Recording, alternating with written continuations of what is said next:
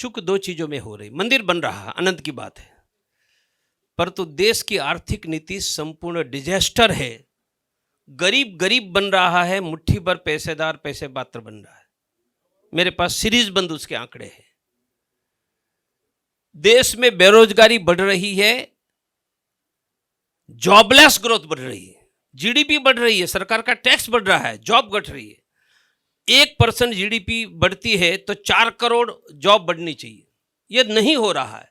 इसलिए एक मैंने कहा कि देश की इकोनॉमी डिजास्टर है, गरीब गरीब बन रहा है, पैसेदार पैसेदार बन रहा है, जॉबलेस ग्रोथ है, जीडीपी टैक्स सरकार का बढ़ रहा है, रोजगार घट रहा है, किसान पर कर्ज बढ़ रहा है, किसानों पर 17 लाख करोड़ का कर्ज है, शिक्षा महंगी है। मैंने एक वाक्य कहा, जब तक 1 करोड़ बेघर लोगों को घर नहीं मिलता है, तब राम जी को झोपड़ी से घर मिला, उनका आनंद आधा अधूरा रहेगा। ऐसे ही जब तक भारत में 25 रुपया महीने में फी देने वाला गरीब का बेटा डॉक्टर नहीं बन सकता है, तब तक रामराज अधूरा है। मैं 75 में 2 एकड़ जमीन का किसान का बेटा फर्स्ट एमबीबीएस में गया, मेरी महीना की फी 25 रुपया थी, 25 रुपीज पर मंथ, 300 रुपया पर ईयर। मैंने बताओ 25 रुपया फी होगी तो गरीब का टैलेंटेड बेटा बेटी डॉक्टर बनेगा या नहीं बनेगा? हमने भारत को बर्बाद कर दिया है। जिनके पास 30-50 लाख नहीं है, उनका बेटा डॉक्टर नहीं बन रहा है। क्या डॉक्टर जिनके बाप के पास पैसे है वही बनेगा? और यह आज की स्थिति होती तो प्रवीण तोगड़िया भी डॉक्टर नहीं बन सकता था। चूक नहीं, हमने गलत रास्ता पसंद किया है। हमने सिर्फ जीडीपी बढ़ाने का, ग्रोथ बढ़ाने का, टैक्स बढ़ाने का, हमने रोजगार बढ़ाने का, सस्ती शिक्षा का, सस्ती स्वास्थ्य का, कर्ज मुक्त किसान का रास्ता इस समय भारत का नहीं है। राम मंदिर बन रहा है, राम राज्य भूल गए हैं। हमें इंटरनेशनल एयरपोर्ट ज्यादा नहीं चाहिए। मैं इंटरनेशनल एयरपोर्ट का विरोधी नहीं, मैं भी विमान से आया हूं। हमें रोजगार चाहिए, हमें कर्ज मुक्त किसान चाहिए, सस्ती शिक्षा चाहिए। हम चकाचौंध करने वाले यूरोप के एयरपोर्ट बना रहे हैं, नहीं बनाना चाहिए ऐसा नहीं है, पर वह बना रहे हैं, रोजगार कहां दे रहे हैं? एजुकेशन का यहां तो फर्स्ट स्टैंडर्ड की फी भी 25 रुपया से ज्यादा है।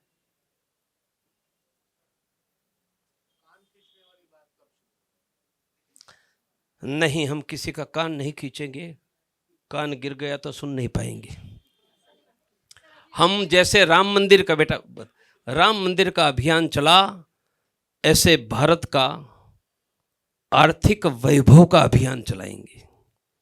वह अभियान में गरीबी मुक्त भारत होगा, रोजगार युक्त होगा, सस्ती शिक्षा, सस्ती स्वास्थ्य, कर्ज मुक्त किसान होगा, और जिसमें पैसेदार सिर्फ पैसेदार नहीं बनेगा, पैसेदार बन सकता है, गरीब भी पैसेदार बनना चाहिए, गरीब भी व्यापारी, एंटरप्रेन्योर, उद्योगपति बनना चाहिए। We must change radically economical policy of India. भारत की आर्थिक नीतियों में क्रांतिकारी परिवर्तन करना ही होगा। आज का रास्ता भारत को अमेरिका बनाने वाला है, जहां लोग आपको चकाचौंध दिखाई देती है, वहां बॉक्स में सोते हैं, बॉक्स में। जहां जिनके पास इंश्योरेंस नहीं है उनको दवाई नहीं मिलती है भाई। वहां मुट्ठी भर, एक कॉस्को नाम की कंपनी है अमेरिका की, पूरे अमेरिका के किसानों की उपज वह परचेज करती है और उनके स्टोर है। मानी मोनोपोली एक के हाथ में गई ना। हमें अमेरिका नहीं बनाना है, हमें भारत को भारत बनाना है। पर लग रहा है कि हम भारत को अमेरिका बनाने के लिए निकल चुके हैं। मैंने किसानों के 3 कानून कैंसिल करने का स्वागत किया है, प्रधानमंत्री को धन्यवाद दिया है। इतना ही कहा है कि 10 महीने पहले करते तो 700 किसानों की जान बच जाती। मरने वाले किसी माँ का बेटा, किसी महिला का पति था। बहुत देरी की, पर किया वो अच्छा है। मेरा स्पष्ट मानना है, यह कानून होते तो भारत में एक उद्योगपति कॉस्को कंपनी बना लेता।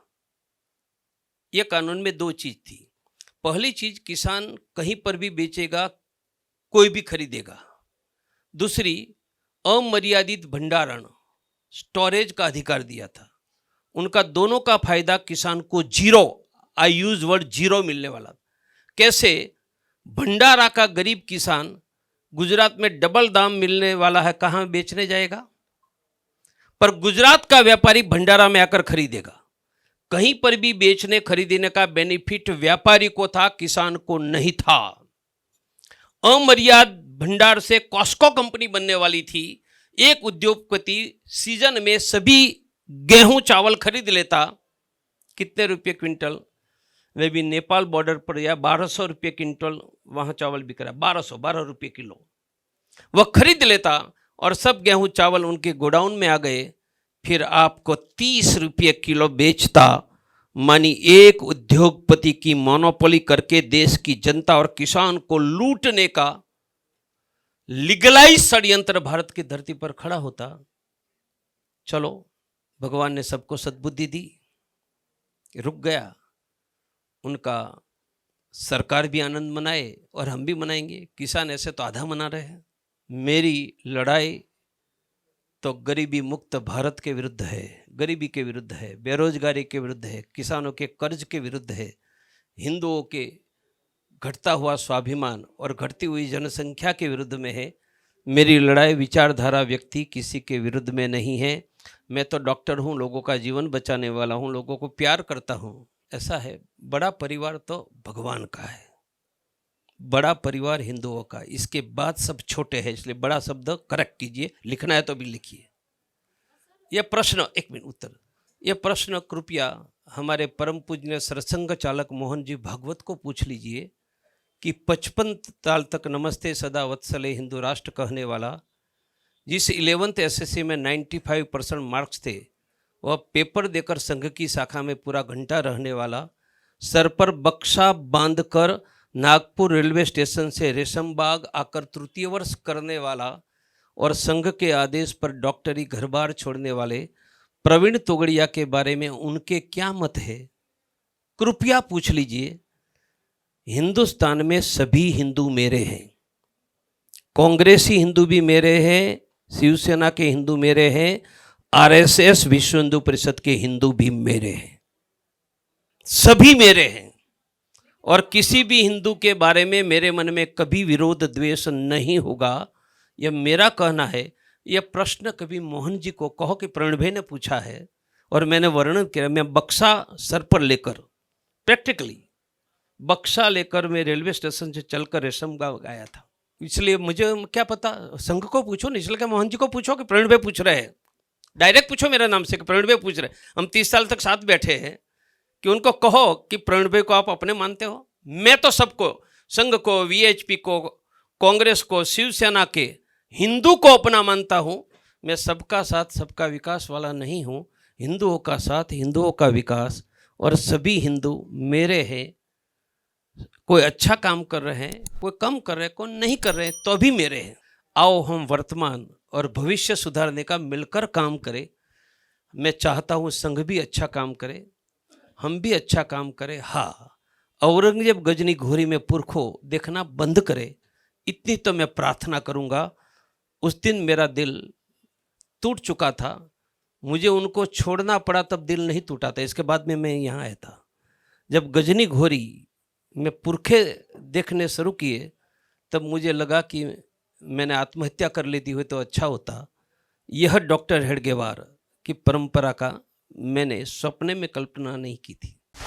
Subscribe to Nation Next YouTube channel and press the bell icon to get regular updates from Nation Next. Also like Nation Next Facebook page and follow us on Instagram and Twitter.